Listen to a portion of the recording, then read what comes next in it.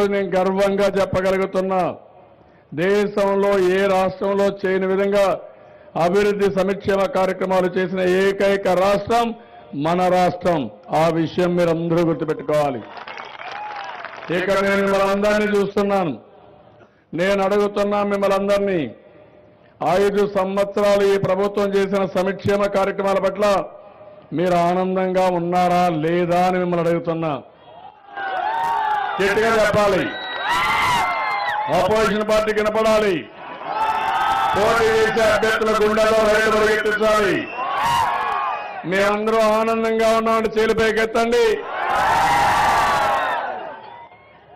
అదే నేను తీసుకున్న స్ఫూర్తి.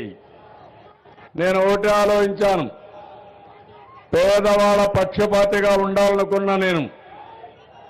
అందుకనే మీరు చూస్తే కొంతమంది పెద్దలు ముసలి వాళ్ళు అయినాక చాలా ఇబ్బంది పడ్డారు.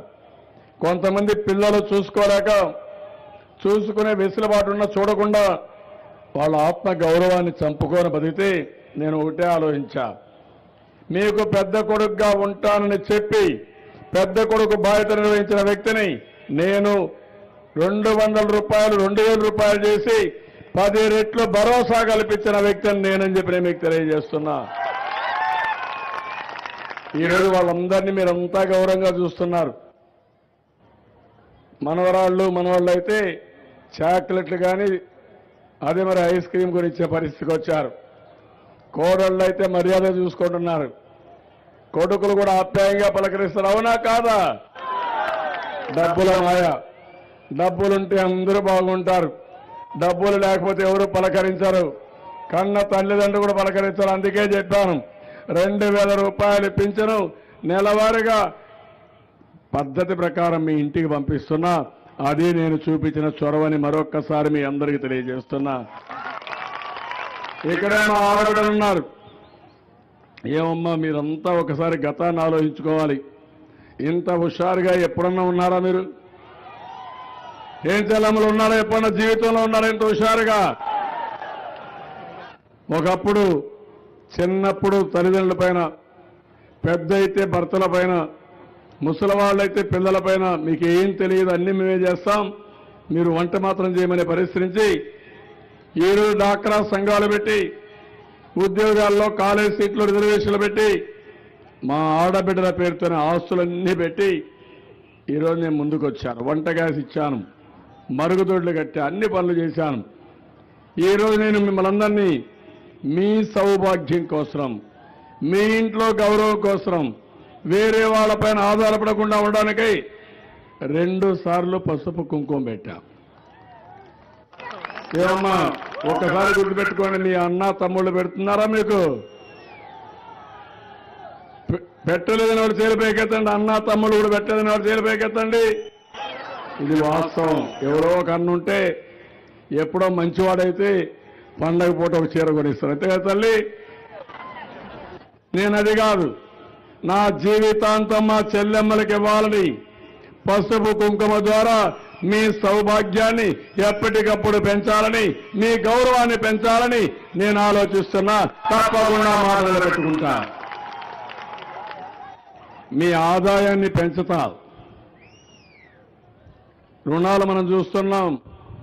5 సంవత్సరాల్లో 1 కోటి మందికి 1,00,000 కోట్ల రూపాయల రుణం కానీ, పసుపు కుంకుమ కానీ అనేక కార్యక్రమాల్లో మీకు ఇచ్చాం. నేను అడుగుతున్న తెలంగాణ ధనిక రాష్ట్రం ఇవ్వాల, నేనే ఇచ్చా మీకు. ఇంకో పక్క నేను మా ఆడబిడ్డలందరినీ కోరుతున్నా, నాకు పెద్ద సైన్యం మా చెల్లెమ్మలు. మీరు ఎవరు పిలవాల్సిన పనిలే, మిమ్మల్ని మీ అన్నగా నేను పిలిపిస్తున్నా. మొత్తం చెల్లెమ్మలంతా ఇంటింటికి వెళ్ళాలి, ప్రతి ఒక్కరి ఓటేపించాలి. ఈ రాష్ట్ర ద్రోహులకి బుద్ధి చెప్పే పరిస్థితి మా చెల్లెమ్మలకి అప్పచెబుతున్నానని మరొకసారి కోరుతున్నా. మీరందరూ నన్ను ముఖ్యమంత్రి చేశారు, నేను ఈ పనులు చేయగలిగాను. దీంతో వీళ్ళందరికీ కోపం ఉంది. ఆ విషయం కూడా మీరు ఆలోచించాలి, రాజకీయం. నేను ఆ విషయం కూడా చెప్తాను మీకు. ఈరోజు రైతులు ఉన్నారు. ఒకప్పుడు కోనసీమలో క్రాప్ హాలిడే, గిట్టుబాటు ధర లేదు. నీళ్లు వచ్చేటివి కాదు, అన్ని సమస్యలే. అక్కడి నుంచి ప్రారంభించాను. 2 నెలల్లో కరెంటు కొరత తీర్చాను. అదే మరి ఎక్కడా ఇబ్బందులు లేకుండా చేశాను. దిగుబడి బాగా పెంచాం, నీళ్లు ఇచ్చాం, మైక్రో న్యూట్రియంట్స్ ఇచ్చాం, ట్రాక్టర్లు ఇచ్చాం, హార్వెస్టర్లు ఇచ్చాం. రైతుకు ఎలాంటి కష్టం లేకుండా చేయడానికి ముందుకు పోతున్నాం. ఆ రోజు రుణమాఫీ 24,500 కోట్లు. తెలంగాణలో ఇచ్చింది ₹1,00,000 ఇస్తే మీ మీద ప్రేమతో 1,50,000 ఇచ్చాను. వన్ టైం సెటిల్మెంట్ 50,000 ఇచ్చాను. ఈరోజు మళ్ళీ అన్నదాత సుఖీభవ పెట్టాను. నేను శాశ్వతంగా రైతు పెద్దన్నగా శాశ్వతంగా మిగలాలనే ఉద్దేశంతోనే రైతుల కోసం అన్నదాత సుఖీభవ తీసుకొచ్చి కేంద్ర ప్రభుత్వం 6,000 ఇస్తే అదనంగా 9,000 ఇస్తున్నాం. కేంద్ర ప్రభుత్వం 2 హెక్టార్ల పైన రైతులకు ఇవ్వకపోతే 10,000 ఇస్తున్నాం. కౌలు రైతులకు అందరికీ హామీ ఇస్తున్నాం. ఈ ఖరీఫ్ నుంచి మీ అందరికీ పెట్టుబడి నిధి కింద అన్నదాత సుఖీభవ మీకు కూడా ఇప్పిస్తానని కౌలు రైతులకు అందరికీ హామీ ఇస్తున్నా. ఎవరికి ఇబ్బంది ఉంటే వాళ్ళందరికీ నేను అండగా ఉంటా. దానికి మీరు ఒకసారి ఆలోచిస్తే ఇవే కాదు, చంద్రన్న బీమా. ఏమమ్మా చంద్రన్న బీమా మీకు ఉపయోగపడిందా లేదా? ఇంకో పక్కన పెళ్లి కానుక, పిల్లలందరి పెళ్లిళ్ళు నేనే చేస్తున్నా. ఎంత అదృష్టవంతుడిని నేను. ఒక కుటుంబ పెద్దగా ఆడబిడ్డల పెళ్లిళ్ళు లక్షలు చేస్తున్నానంటే అది నా ఆనందం. ఇంకో పక్క మధ్యాహ్న భోజనం కానీ, ఆహార భద్రత కానీ, పెళ్లిళ్ళలో కానుకలు కానీ ఇవన్నీ ఇచ్చాను. కడాన మీ పిల్లలు చదువుకోవాలంటే విదేశాలకు కూడా పంపించడానికి పెద్ద ఎత్తున ఆర్థిక సాయం 15 లక్షలు 20 లక్షలు ఇస్తున్నా. ఇంకో పక్కన మీరు చూసినప్పుడు అన్న క్యాంటీన్ పెట్టా. 5 రూపాయలకే భోజనం తమ్ముళ్ళు అన్ని టౌన్లో కూడా పెడతా, మండల హెడ్ క్వార్టర్లో కూడా పెడతా రేపు కావాలంటే. ఎవరైనా పనికి పోతే ఇబ్బంది లేకుండా మధ్యాహ్నం మంచి భోజనం చేసి పని చూసుకొని సాయంత్రం ఇంటికి రావచ్చు. హోటల్లో పోయే పని లేదు. హోటల్ కంటే బాగుంటుంది, పరిశుభ్రంగా ఉంటుంది, ఆరోగ్యకరంగా ఉంటుంది, పౌష్టికాహారం పెట్టే బాధ్యత తీసుకున్నాను. ఇదే కాకుండా ఈరోజు సంక్షేమం మ్యాక్సిమం చేస్తున్నాం. 30 లక్షల ఇండ్లు కడుతున్నాను. ఎస్సీలకు 2 లక్షలు పెట్టాం, మిగిలిన వాళ్ళకి 1,50,000 పెట్టాం. అవసరమైతే ఇంకా పెంచుతాను. ఈ రోజే పట్టణ ప్రాంతాల్లో ఉండే ఇండ్లు కూడా 300 అడుగుల వరకు ఉచితంగా ఇస్తానని, ఒక్క పైసా వాళ్ళు పెట్టుకునే పని లేదని ఇప్పుడే అనౌన్స్ చేశా. మళ్ళీ ఇక్కడ చెప్తున్నా, ఈ ప్రాంతంలో ఏవైతే ఇండ్లున్నాయో భూమి లేదు కాబట్టి 1+2 కానీ 1+3 కానీ కట్టిస్తా. ఇదే డబ్బులు ఖర్చు పెట్టి 1+2 3 కట్టి మీరు పశువులు కట్టేసుకోవాలంటే బ్రహ్మాండమైన షెడ్లు వేపిస్తాం.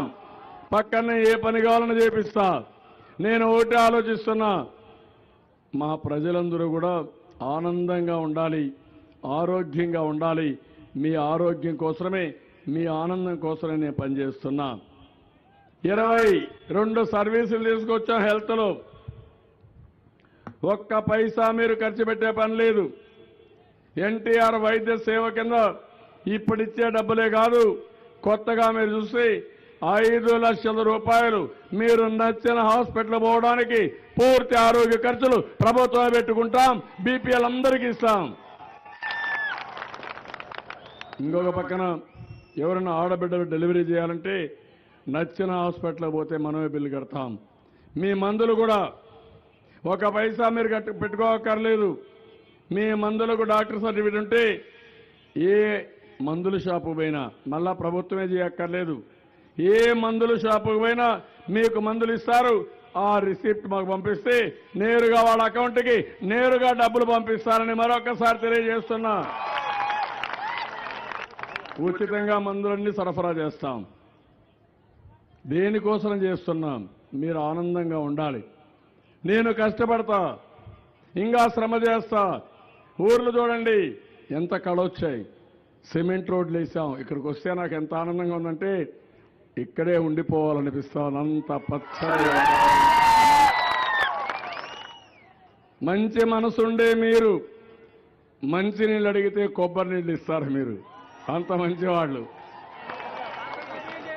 అలాంటి మిమ్మల్ని చూసినప్పుడు ఎంత ఆనందంగా ఉంటుందంటే అంత ఆనందం.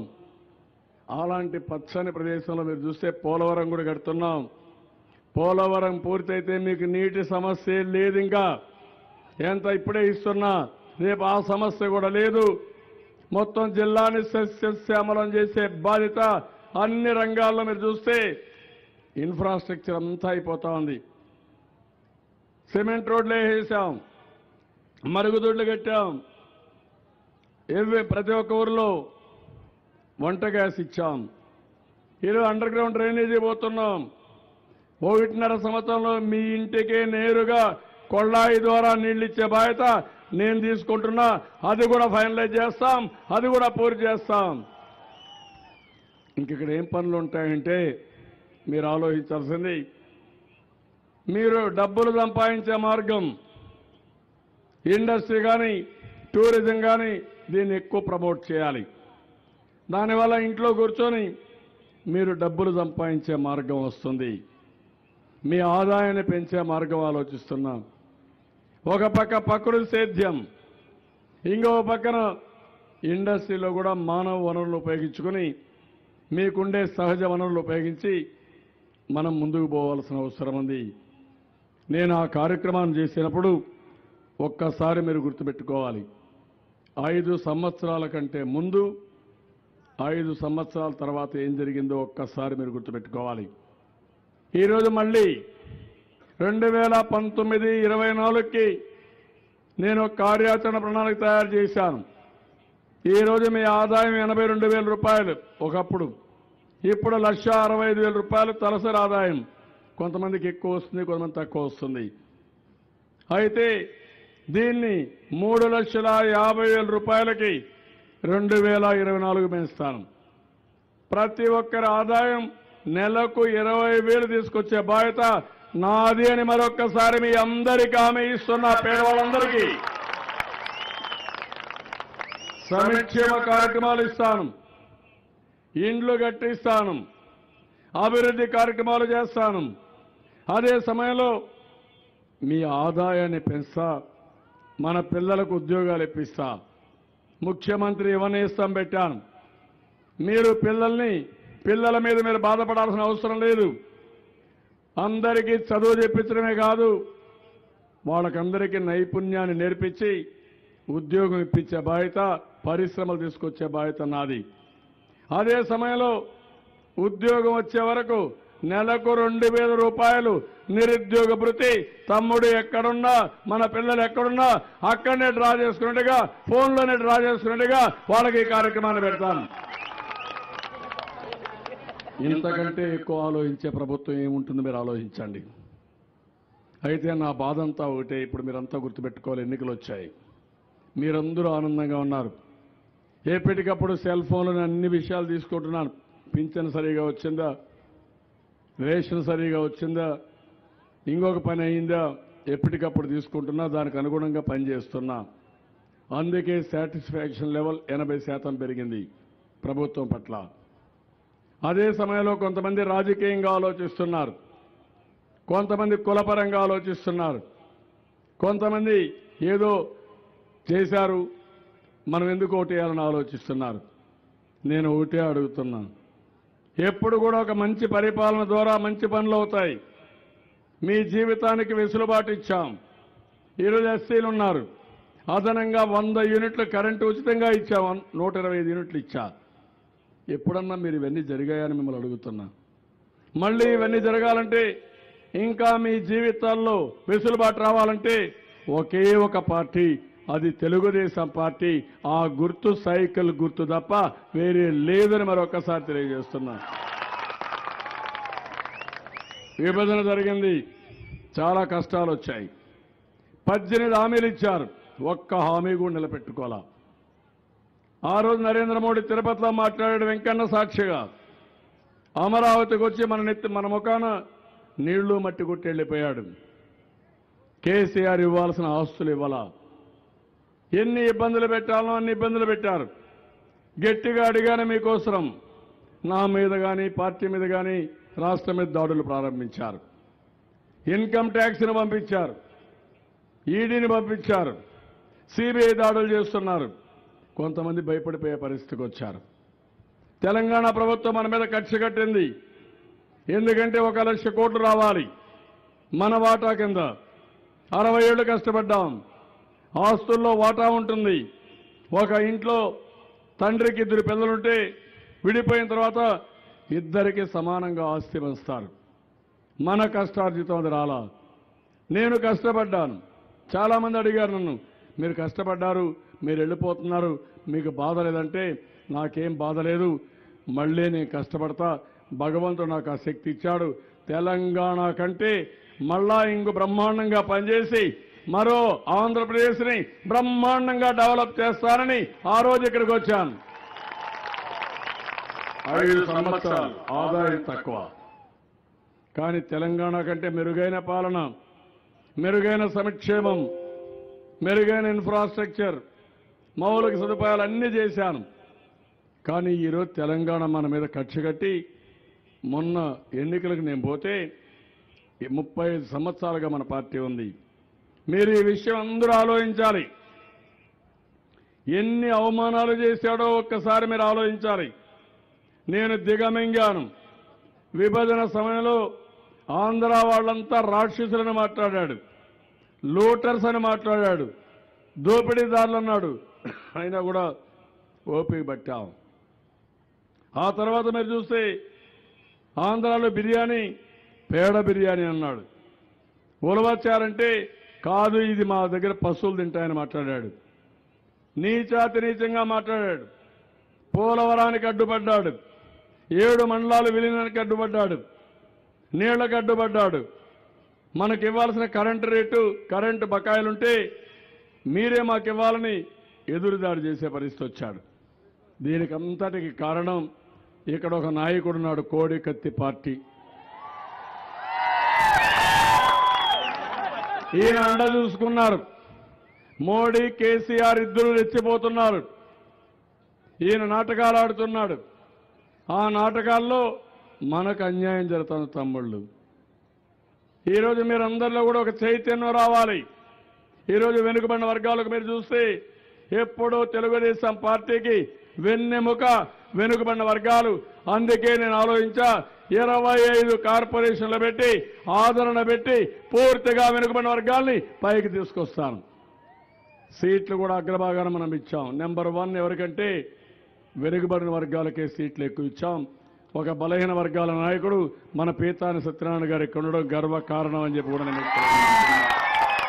ఒక సమర్థవంతమైన నాయకుడు,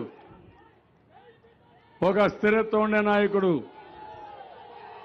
ఒక పద్ధతి ప్రకారం నాకు మంత్రివర్గంలో కూడా ఏదైనా ఉంటే మంచి ఆలోచనలు ఇచ్చి ఒక డైరెక్షన్ ఇస్తే సమర్థవంతంగా పనిచేసే వ్యక్తి పీతాని సత్యనారాయణ గారు అని చెప్పి కూడా నేను మీకు తెలియజేస్తున్నాను.